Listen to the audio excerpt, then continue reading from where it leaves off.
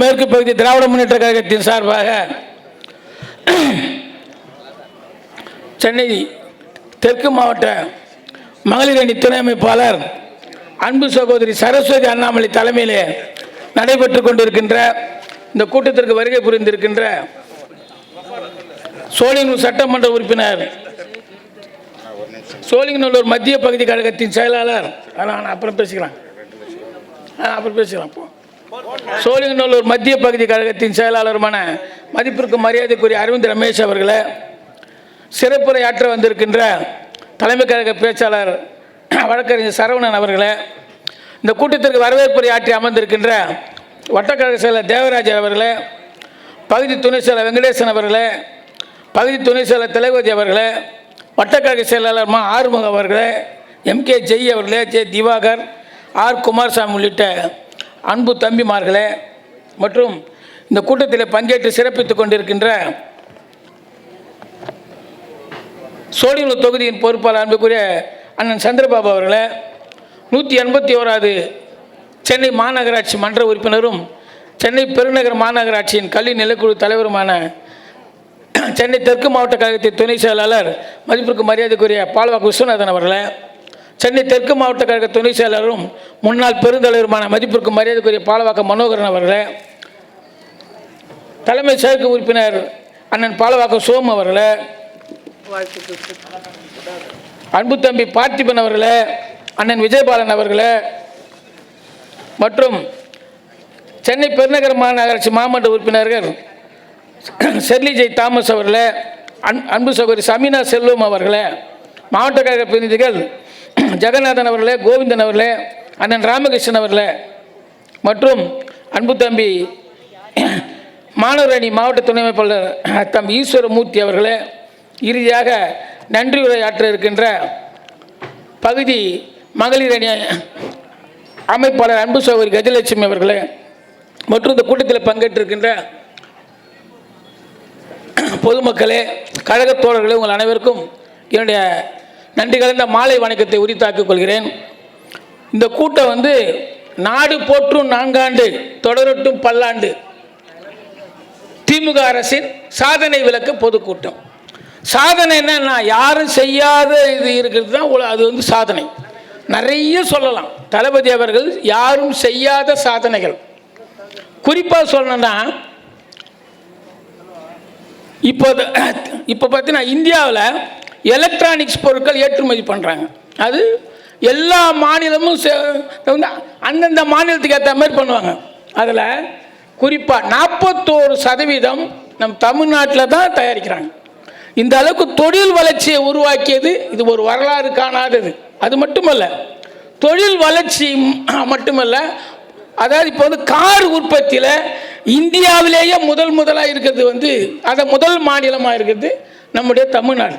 அதுக்கு காரணம் நம்முடைய தமிழக முதல்வரின் அவருடைய அயராத உழைப்பு, அவருடைய புத்தி கூர்மை. அது மட்டுமல்ல, மகளிர் உரிமை திட்டம்னு ஒன்று இருக்குது. அது எல்லாருக்குமே தெரியும். நான் அதையே பேசுகிறேன்னு சொல்லிட்டு நீங்கள் நினைக்கலாம். ஒரு அற்புதமான சாதனை. அதில் என்ன இருக்குதுன்னு பாருங்கள். மத்திய அரசு நமக்கு நிதி கொடுக்குறதே கிடையாது. நமக்கு துரோகம் செய்கிறது. மத்திய அரசு துரோகம் செய்கிறது. ஜிஎஸ்டி வசூல் பண்ணிவிட்டு நம்மக்கிட்ட ₹1 வசூல் பண்ணி அதில் வெறும் 27 பைசா தான் நமக்கு கொடுக்குறாங்க. ஆனால் வடநாட்டில் பார்த்தீங்கன்னா, அதாவது உத்தரப்பிரதேச, பீகார் போன்ற மாநிலங்கள்கிட்ட ₹1 வாங்கிக்கின்னு அவனுக்கு ₹2 திருப்பி கொடுக்குறாங்க. இதை நல்லா கவனிக்கணும். நம்மக்கிட்ட ₹1 வாங்கிக்கின்னு வெறும் 29 பைசா தான் கொடுக்குறாங்க. ஆனால் வட மாநிலங்களில் ₹1 வாங்கிக்கின்னு ₹2 கொடுக்குறாங்க. அந்த விஷயத்தில் நமக்கு மத்திய அரசு துரோகம் செய்கிறது. மத்திய அரசு நியாயமாக கொடுக்க வேண்டிய நிதியை கொடுக்கறது இல்லை. இதனால என்ன ஆகுதுன்னா நிதி நெருக்கடி. அந்த நிதி நெருக்கடியிலும் நம் தளபதி அவர்கள் மகளிருக்கு நான் வாக்குறுதி கொடுத்துருக்கேன், தேர்தல் வாக்குறுதி கொடுத்துருக்கேன்ட்டு மாதம் ₹1000 கொடுக்குறேன். அது எல்லாருக்கும் தெரிஞ்ச விஷயம். ஆனால் ஒன்றும் உங்களுக்கு தெரியாது. நான் சமீபத்தில் அதான் பாம்பே போயிருந்தேன், நான் மும்பை போயிருந்தேன், ஒரு தொழில் ரீதியாக போயிருந்தேன். அங்கே இப்போ நம்ம எங்கே போனாலுமே அங்கே இருக்கிற பொதுமக்கள்கிட்ட நம்ம பேசுவோம். அதான் இந்த ஆட்சி எப்படி, அது எல்லா அரசியல்வாதியும் செய்வாங்க. அது நம்ம விசுவா இருக்கட்டும், நம்ம மனோகராகட்டும், நம்ம எம்எல்ஏ அதாவது அரசியல் ரீதியாக இப்போ நான் ஒரு அரசியல்வாதியாக போகிறேன்னா அந்த மாநிலத்தில் என்ன சூழ்நிலைன்னு பேசுறது என்னோட இயல்பு மட்டும் இல்லை, எல்லாரோட இயல்பு தான். அந்த மாதிரி தான் நான் எனக்கு தொழில் சம்மந்தமாக பேசி மீதி இருக்கிற நேரத்தில் கொஞ்சம் நேரம் தான் இருந்தது. அந்த நேரத்தில் அங்கே இருக்கிற அதை பொதுமக்கள்கிட்ட பேசினேன். இங்கே இருக்கிற ஆட்சி எப்படி இருக்குது, இந்த மகளிர் உதவி திட்டம் வந்து அதை நம்மளோட தமிழ்நாட்டை பார்த்து காப்பி அடிச்சானுங்களே, இவனுங்க வந்து ஒழுங்காக கொடுக்குறானுங்களான்னு கேட்டால் அங்கே இருக்கிறவங்க சொல்கிறது மிகவும் ஆச்சரியமாக இருக்குது. 1500 ரூபாய் அறிவிச்சாங்க, ஆனால் அந்த 1500 ரூபாய் முழுசாக கொடுக்கறது கிடையாது. 500 ரூபா முதல்ல கொடுக்குறான், இன்னொரு 10 நாள் கழிச்சு ஒரு 500 ரூபா அனுப்புகிறான், அதுக்கப்புறம் வந்து அந்த மாதத்துக்கு விட்டுறான், அதுக்கப்புறம் அடுத்த மாதம் 500 ரூபா கொடுக்குறான், சில மாதங்கள் 1500 ரூபா கொடுக்குறான், அதிக இன்ஸ்டால்மெண்ட்டில் கொடுக்குறான்றான். கேவலமாக இருக்குது. இதில் என்ன கொடுமை, நான் ஏன் இதை சொல்கிறேன்னா, தமிழ்நாட்டு எதிர்கட்சியாக இருந்து நம்ம முதல்வரை வந்து ஆண்டு கொண்டிருக்கிறார் நமது இந்தியா கூட்டணியுடைய தலைவர். ஆனால் மகாராஷ்டிரா வாழ்றது மத்திய அரசை ஆளக்கூடிய அதே பிஜேபி தான் அங்க மகாராஷ்டிரா வாழுத கண்டி அங்க அவர்களால் வந்து அந்த மகளிர் திட்ட உரிமையை, அதாவது மகளிர் உரிமை திட்ட நிகழ்ச்சியை சிறப்பாக செயல்படுத்த முடியவே இல்லை. அதுதான் சாதனை. எதிர்கட்சியாக இருந்தாலும் மத்திய அரசு நிதி நெருக்கடி கொடுத்தாலும் சிறப்பாக அந்த திட்டத்தை வந்து செயல்படுத்திக் கொண்டிருப்பது சாதனையா?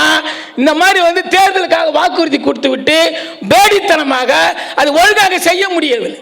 இதுதான் வந்து நம்முடைய தமிழக முதல்வரின் சாதனையிலும் சாதனை. அது மட்டும் இல்லை, அதாவது என்னன்னா, தளபதியை பற்றி நிறைய சொல்லிக்கிட்டே போகலாம். அதில் வந்து இன்னொரு சாதனை பண்ணிக்கிறார். நம்முடைய கலைஞரோ எம்ஜிஆரோ ஜெயலலிதாவோ செய்யாத சாதனை நம்முடைய தலைவர் செஞ்சிருக்கிறார். அது என்னன்னா, 10 தேர்தலில் தொடர்ந்து வெற்றி அடைந்திருக்கிறார்.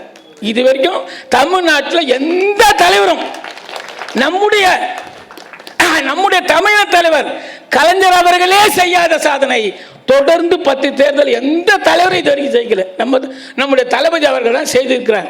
அதற்கு காரணம் நம்முடைய தலைவர் கலைஞர் அவர்கள் சொன்னதை போல அவருடைய உழைப்பு உழைப்பு உழைப்பு, அயராத உழைப்பு, புத்தி கூர்மையுடன் தமிழ்நாட்டுக்கு என்னவெல்லாம் செய்ய வேண்டும் என்று இரவு பகலாக சிந்தித்து செயலாற்றி கொண்டிருப்பதனால்தான் அவரால் இந்த சாதனையை செய்ய முடிகிறது. அதே மாதிரி நம்ம வந்து அதான் நம்முடைய பாலவாக்கு விஸ்வநாத் பேசும்போது சொன்னார், மக்களை தேடி மருத்துவன்ற நிகழ்ச்சி வந்து நான் சொன்னேன். அதை உலகத்தில் எல்லாம் எங்கேயுமே அந்த திட்டம் இல்லைன்னு சொன்னேன். இன்னொரு திட்டம் இருக்குது, நம்மை காக்கும் 48 மணி நேரம். அது என்னன்னா ரொம்ப அற்புதமான திட்டங்க. அது திமுக செஞ்சதுன்னு சொல்லணும். நான் ஒன்றா சொல்கிறேன், அதை சிந்திச்சு பாருங்க. இப்போ ஒருத்தர் நம்ம குடும்பத்திலோ இல்லை யாரோ ஒருத்தர் போயிட்டு ரோட்டில் அடிபட்டுறாரு, அதாவது வெளி மாநிலத்தில் கூட, அதாவது வெளி மாவட்டத்தில் கூட இருப்பார். திடீர்னு ஏதோ ஒரு ஆக்சிடென்ட் அடிபட்டார்னா நமக்கு தெரிஞ்சு இங்கேருந்து நீங்கள் போகிறதுக்கே கிட்டத்தட்ட 4-5 மணி நேரம் ஆகுதுன்னு வைங்க. அது வரைக்கும் அந்த ஹாஸ்பிட்டலில் பணம் கட்டலைன்னா ட்ரீட்மெண்ட் எடுக்க மாட்டாங்க. அதுக்கு முன்னாடிலாம் அது யார் எடுப்பாங்க? அதே மாதிரி யார் எடுத்து போய் அவங்கள வந்து ஹாஸ்பிட்டலில் சேர்க்க மாட்டாங்க. அதனால் பெரும்பாலும் இறந்து போயிடுவாங்க. இதை நம்முடைய தளபதி அவர்கள் சிந்தித்து அவங்க ஹாஸ்பிட்டலில் எடுத்து சேர்த்தினா நீங்கள் வந்து போலீஸ் சாட்சி சொல்ல வேணாம், உங்களுக்கு வந்து உதவித்தொகை வேறு கொடுக்குறாங்க. அவங்க ஒரு 10,000 ரூபாய் வந்து உதவி பண்ணுறாங்க. அது மட்டும் இல்லாத அடுத்த 48 மணி நேரத்திற்கு அவருடைய உயிரை காப்பாற்றுவதற்கு ஆகும் அனைத்து செலவையும் நம்முடைய தமிழக அரசை ஏற்றுக்கொள்கிறது என்ற ஒரு அற்புதமான திட்டம். இதெல்லாம் வந்து நீங்க யோசித்து பாருங்க. பாதிக்கப்பட்டவனுக்கு தான் தெரியும். அதுக்காக நம்ம வீட்டில் அடிப்பட்டு நான் சொல்லலை. நீங்க யோசித்து பாருங்க. நம்ம வீட்டையோ நம்ம சார்ந்தவர்களோ நம்ம நண்பரோ யாரோ ஒருத்தர் போறாரு, அடிபட்டுறாரு, நம்ம போய் அங்கே அடையிறதுக்கு முன்னே அந்த நேரம், அந்த நேரத்தில் நம்ம கிட்ட பணம் ரெடி பண்ணணும். எல்லாருக்கிட்ட பணம் இருக்காது. சில பேர் நகையை நட்ட வச்சோ இல்லை கடன் வாங்கி நீங்க ஓடணும். அதுக்கான நேரம், அதுக்குள்ள அந்த உயிரை காப்பாற்றணுமே, அதை யோசித்து தலைவர் கொண்டு வந்த திட்டம். அதுதான் குஜராத்ல இருந்து ஒரு மருத்துவ டீம் வந்தான். நம்முடைய கவர்மெண்ட் ஹாஸ்பிட்டலாம் பார்த்தான். குஜராத் ஏன் சொல்றேன்னா, மோடி அவர்கள் அப்படியே நான் தங்கத்திலே ஏசிட்டேன், குழவை திறந்தா வந்து பன்னீரும் சந்தனம் தான் வருது, ரோட்டில் பார்த்தீங்கன்னா பாலா ஓடுதுன்னு சொல்லிட்டு பொய் சொல்லி கொண்டிருக்கின்ற குஜராத்லேருந்து ஒரு மருத்துவ டீம் வந்து நம்ம தமிழ்நாட்டில் இருக்கிற மருத்துவத்துறை பார்வையிட்டாங்க. அப்போ அவர் சொன்னது என்ன தெரியுமா, நாங்கெல்லாம் இப்போ இருக்கிற இந்த தமிழ்நாட்டில் இருக்கிற மருத்துவ கட்டமைப்பை பார்த்தால் எங்கள் மாநிலம் இந்த நிலைக்கு வருவதற்கு சுமார் 30 வருஷமாக ஆகணும். இதை நான் சொல்லல, நீங்க சொல்லல, திமுககாரன் சொல்லல, குஜராத்ல இருந்து வந்த மருத்துவ டீம் சொல்றான். இது எவ்வளவு பெரிய சாதனை. அது மட்டும் இல்ல, மருத்துவத்துறையில் மற்ற மாநிலங்கள், அதாவது வட மாநிலங்களை விட தமிழ்நாடு 30 வருஷம் முன்ன போயிட்டோம். அது மட்டும் இல்லை, கல்வித்துறை எடுத்துக்கங்க. கல்வித்துறையில் நம்முடைய மாநகராட்சி, நம்முடைய நிலைக்குழு தலைவர் கூட விஸ்வநாத் உட்காந்துக்கிறார்.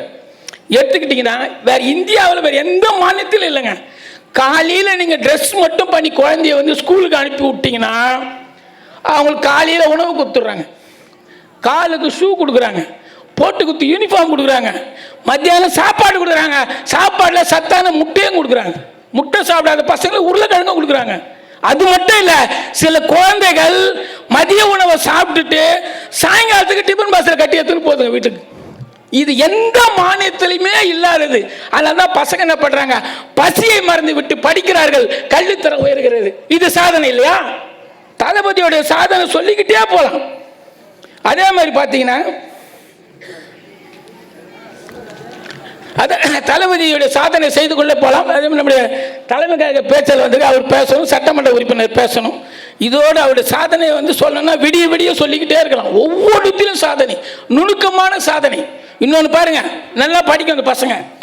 அவங்களுக்கு வந்து ஏழை குழந்தைகளாக இருப்பாங்க. அவங்களுக்கு வந்து நம்ம கலெக்டர் ஆகணும். அதான் ஒரு குழந்தைய கூப்பிட்டு கேட்டிங்கன்னா, நீ என்னம்மா வரப்போற? நான் எதிர்காலத்தில் கலெக்டராக வரப்போறேன்னு குழந்தையா இருக்கும்போது, ஏமா நீ என்னம்மா வரப்போற? நான் டாக்டராக வரப்போறேன்னு. ஆனால் அவருக்கு வசதி இல்லாமல் அந்த குழந்தைகளுடைய கனவாவே போயிடும். இதை யோசித்த நம்முடைய தமிழக முதல்வர் நான் முதல்ல திட்டம் ஒன்று எடுத்துன்னு வந்தாருங்க. படிக்க ஆர்வம் இல்லப்பா, அந்த பசங்களை எல்லாம் கூப்பிடுறாரு, உன்னோட அனைத்து தேவைகளையும் நான் பூர்த்தி செய்கிறேன், நீ படி என்று கூறியதோட விளைவு இப்போ நிறைய பசங்க ஐஏஎஸ் ஆகும், டாக்டராகவும் பாஸ் ஆயிடுச்சு. இந்த வருஷம் பார்த்தீங்கன்னா 50 பசங்க நான் முதல்ல திட்டத்தில் படித்த பசங்க